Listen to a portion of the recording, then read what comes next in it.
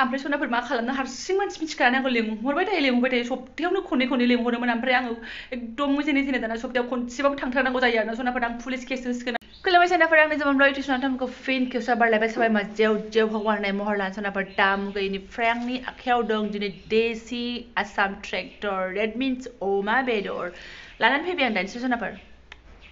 ओमफ्राय दिनैनि ब्लगसा जागोन फुल एन्टारटेन आरो फुल मस्ती सनाफोर जानायाबो आंना हट नालाय सनाफोर ब्लग्सआबो एकदम बिदिनो जागोन आरो सोरनाबा सब फरायलांदों ओमफ्राय आं इथिं ओइ प्रानि सासे मानसिखौ आङो ड्रयिं आखिनो गालांदों आरो ना बिमा बुरिया जेबो रेस्ट गैया ड्रयिं खालामनायावबो आं बहायनांगौ जाहैबाय माने गाबोनहाय सेटारडे सानडे बिना ड्रयिंनि फाइनाल एग्जाम दं नालायसो स' आं बहायनानै गालांदों आरो बिथांखौ ओमफ्राय सानै सुबुंखौ आं गाइखेर लायनो फाथायहरदों ओमफ्राय आं लानानै फैब्रबबाय सनाफोर जानाय थानाय मावनाय दांनायबाबो ग्रोब खालामनानै मावोबा मोजां आरोना सनाफोर स' नायलांबाय थादों ब्लग्सखौ फाइनालि सनाफोर आङो रेडि खालामनानै लागोजोबनो हाबाय आंनि देसिखौबो रुखाबाय आरोना सनाफोर ओमफ्राय नैबो रेडि आलुआ थांना जेरावबो थाखायो हार जायगा आलु होयो आलु ओमफ्राय नैबेखौ लाब्रा संनोसै टमेट'खौ आङो बुरजाबा अमायाव होगौमोन खिन्थु दा बेयाव होनसै आरो सनाफोर ना ओमफ्राय ओरै लाबाय बानलु गोरान बारा जेबो नाङा सामब्राम गुफुरजों हाइजेंल' देदों आरोना सनाफोर बेजोंनो मस्त गोथाव संनानै जानोसै आरोना आङो लोगोसेयैनो गंनैबो सारायखौ आं जाननानै लाबाय माने आं गंनैखौबो खनसेनो संखानोसै आरोना माइरं बेदर सुखाजोब्बाय सब रेडि आरोना सनाफोर आंना दहायनो जाबावगौसोमोन सनाफोर गाइखेर लानानै फैबायना बिसोरो नानि मोना स' एसे बेखौबो बुरखायग्रोनांबाय आङो जाहो लोंहोसो बेखौबो आरो सान्दुङाव थिनहरफिनबाय बिदायाबो दा आरो सान्दुङाव दसे साइकेल सालायहैलायबाय दा बिमाया होनोसैलाय आरोना संनाय खावनाया ओमफ्राय सनाफोर आं संनाय खावनायखौ बारा देखायबाय थाला मानो होनबा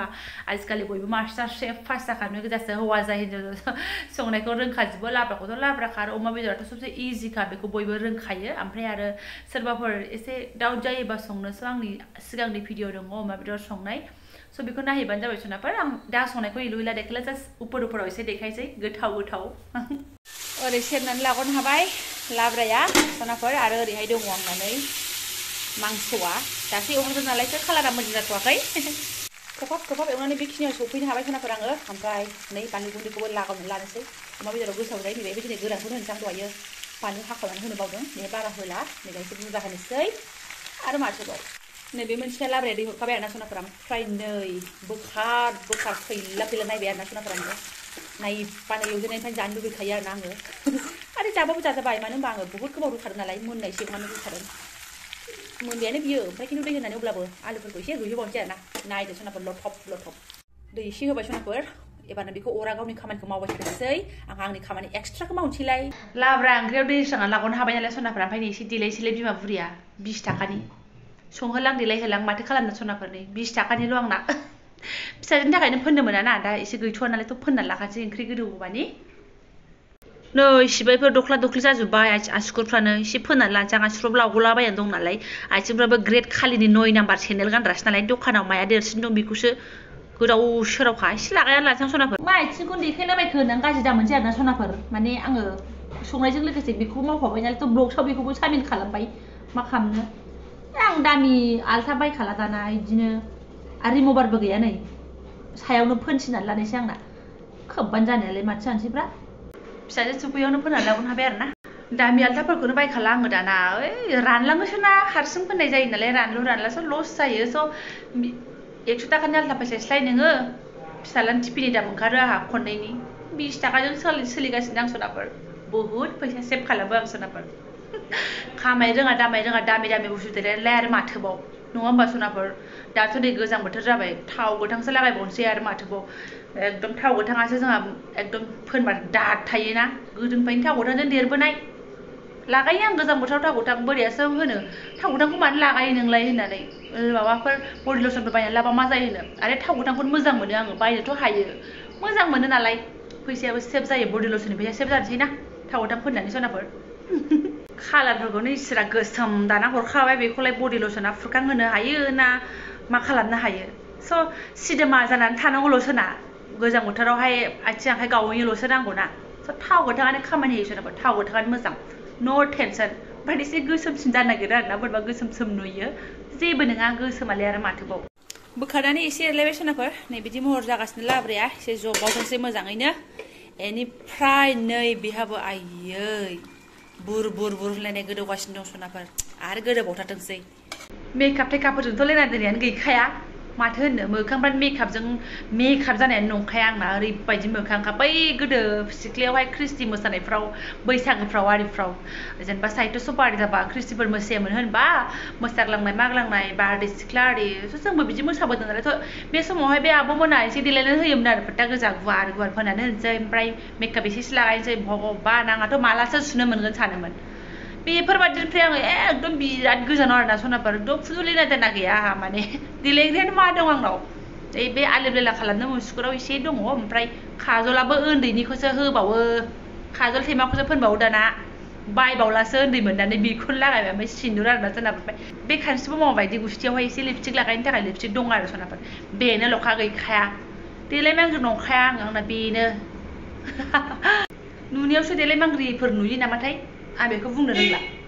बाट देलायमांग्रि नङा बे सिम्पोल देलायनाय बेनो आरो सनाफोर मोखांफ्रानो भगवानफ्रानो एकदम बोरैबा दाना हरखादों अन्थावथावानो नङाब्रा ना मोखांफ्रानो माबा सोरनिबा मोखां दङना नुनाय लोगो लोगो अन्थावनो ओमफ्राय जोंनो नायनानै बावलायो हिनजावफोरबाबो हौवाफोरबाबो माने नङा होमबा जोंफोरा नुनाय लोगो लोगो गोबाल' मोनखानाय बेस्रा बोरायखौसो अननो ओंखारो आङो महर मोखाङालाय मा बाल सनाफोर ना मा होनो ओमफ्राय अबेसे बिदिबो होननानै बुंजाया आजिखालि महर मोखांखौबो नागिरना दंथारोहाय ओरैबायदि आरोना महर मोजां नङाबानो बासि जालायलायनाय बेबायदिबो दङना आरो होननायावसो मोजां फैसा थाखायालाय मासै बाट फैसा थाखायाबो इम्परटेन्ट आजिखालि फैसा थाखानि जुनैबो बुहुत मा जानानै थाङो मानसिफोरनि संसाराव नङा होमबा सनाफोर स' जेबो होननानै बुंजाया गोजौनिफ्राय लिरनाय खाफालखौबो एसे मानिनांगोन बे लिरना हरदोंबा बेनो जागोन होननाय बायदि आरोना ओमफ्राय अबेबा गावबो दानानै लानो हायो स' जोङो नाजानायखौ गारनो नाङा मोजाङै सोलिलांनांगौ जेब्लायबो गेदेरनि एडभाइसखौ जोङो लानांगौ जायो गेदेरा एडभाइस होबानो लानांगौ बेबो नङा बिजिरनानै नायनांगौ मानो होनबा बयनावबो बिजिरनो हानाय एसे दिमागाथ' थाखायोना सनाफोर बे आंनि अपिनियन आरोना आंना बेबादिनो सोरबा होनोबा बेनो थि जागोन बे नङा आं होनोबा बेनो थि जागोन बेबो नङा बिजिरनानै नायनांगौ आरोना सनाफोर गोबांसो फेक बक्सना रायलांबाय आङो जायाफ्रामाना सनाफोर गियानानो गैया नङाबा आंनावबो सनाफोर नोंसोरजों रायलाय आंना लाब्राया मोनबाय आं लाब्राखौ बेबायदिनो महर खालामनानै दोनबाय ओमफ्राय नैबे बिथाङा एसे नांबावगौ फुरा जबहोगोन आरोना मोनबाय बेबो सनाफोर खिन्थु आंहा नैबे सय ससखौ एसे होनो होनबा मोजां मोनो आरोना आङो स' एसे होनानै लाबाय नै इमलि नालायथो कालाराबो मोजां जायो आरो टेस्टाबो बुहुत मोजां फैयो सनाफोर जोबाबो सिखारलालै आं गावनो गाव बास मोनथारबाय ओरै ओंखामाबो जाननानै लाबाय बाथो बारा गोबाव संबा एकदम गोथाव जाबोरैबा दा बोरैबासो जागोन आंना आखला ओमफ्राय सनाफोर इम्परटेन्ट खोथाया जाहैबाय आरोना आंना दिनैना माने आंबो एकदम लेंहरबाय थायो गोसोआनो बायफ्लेजोबो आंना थांनो बाबाबो लेंहरबाय थायो थांनो बाबाबो लेंहरबाय थायो एकदम हारसिं मानसि मिन्थिनानै आंखौ लेंहरबाय थायो आरोना सनाफोर नैबे बुस्थुआनो आंखौ लेंहरबाय थायो सनाफोर अमा बेदर सनाफोर गोसोआनो आंखौ ख्लाब ख्लाब ख्लाब ख्लाब थिनहरबाय थायो अमा लायदो होननानै आरोना ओरैबायदि फाग्लिखा बे खदमथलायाव फायखारि आदामोनखौ ओंखायनो रायना फैयो आं माथो लेंहरबाय थायो नोंसिनि अमाफ्रालाय आंखौ होननानै सनाफोर ओरैबायदि फाग्लिखा आंबो अमानि आरोना बेनिफ्राय बोरायाथ' बुंहरनोसै बेसेबां जाबाय थानो हादोंलाय अमा बेदर ओमफ्राय स' आङो बै एसे आगोलावहाय एसे खराबो जादोंमोन सप्तायाव खननै जादोंमोन दा खिन्थु सप्तायाव आं खनसेल' जादों आरोना सनाफोर बिथाङानो आंखौ बुंहरदों बेलेग बुस्थुखौ जाबा मा जायो अमाखौ बारा जाबाय थानो नाङा होननानै बुंहरदों आरो बुजायहरदों आंखौ रायाखै रायनाया मा रायनो बिजिया रायखसखा नालाय अमानि ओमफ्राय बेखौ मा बुंनो फैबाथाय फिर गावहा जोंनो अमा रोगानानै होयो जोंनि जानायखौनो बियो मोजां मोनो गावहाथ' जानाया अमाखौ बुहुत खम जासै जोंनि जानायखौ मोजां मोननानै जोंनो अमा रोगानानै होयो ओमफ्राय गावहा एखमबा अमा सावनाय एखमबा अमानि चावमिन ओमफ्राय आंखौबा भिडिअ कलिङाव बुंहरलायगोन आरोना बियो अमाखौ मानो जाबाय थायो मानो लायबाय थायो होननानै साखिनोसैलाय सनाफोर संबाय नालाय एवबाय नालाय आरो माथोबाव जानो होनना लायदों जायाबा माथो नै सनाफोर आं मोजां एवथारदों लदबनो गैया रावबो फैथ'वाखै फिसाजो फिसाला मोननानै लाहरनो हाबाय एकदमबारे जानानै लानोसै आं आयै सनाफोर सङाबाबो न'आव लाबोआबाबो गोजाननिफ्रायनो गोसोखांनानै लुगैहरबाय थाखायो आं गोसोखांबानो लुगैयो फाग्लिसो आंबो अमानो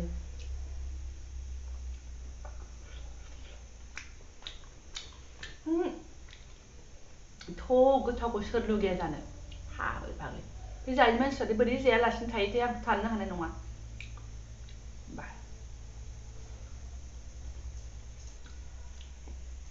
आगोलाव हाबा जागोदानाथ' बोरायाबो जायोमोन नालाय उनाव गारदों दा बहुत खम मोनसे मोननैल' जायो बियो जा जायोमोन जोङो बिबै सानजों बेबो बिराद जानो हायोमोन ओमफ्राय आंहा दासिमबो जानो हायो बेहा मालाय गारबाय जाला खम जाबाय दफाजोंनो जायो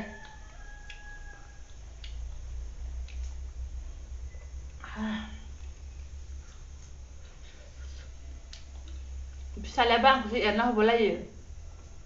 मायानो लाबदों आं जायामोन होननानै खिन्थु जाग्राया गावबो फिसालायाबो बोरैबा बिराद अमा मोजां मोनो ओंखायनो आङो लाबबाथाय बेबो जानो नागिरो बुरजायैनो ओमफ्राय ओंखायनो आङो सप्तायाव खनसेल' लायो दाना आरो लायला आङो बारा जानाया मोजां नङा मोजां मोनो होननानै गावखौ कन्ट्रल खालामनो हानांगौ नङा होमबा सनाफोर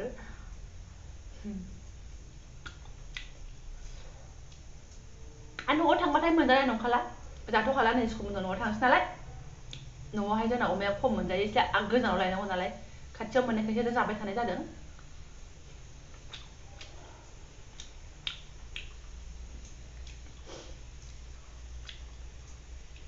लाथावखौ जानोसै आं सोनाफोर नै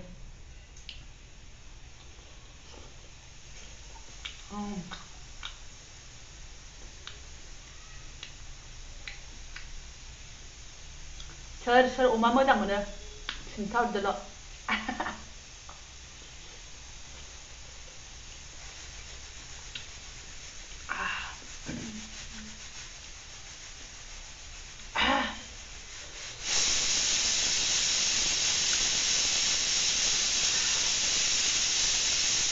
ओंखामा सिमारिबाय आंना